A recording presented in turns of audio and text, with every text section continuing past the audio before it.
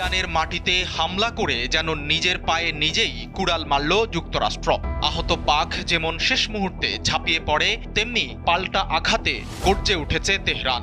হামলার জবাবে মধ্যপ্রাচ্যে থাকা মার্কিন ঘাঁটিগুলোকে টার্গেট করেছে ইরান। ইতোমধ্যেই ড্রোন ও ক্ষেপণাস্ত্র ছুড়ে সৌদি, কাতার সহ মধ্যপ্রাচ্যের 5 দেশে থাকা মার্কিন ঘাঁটিতে ভয়াবহ হামলা চালানো হয়েছে।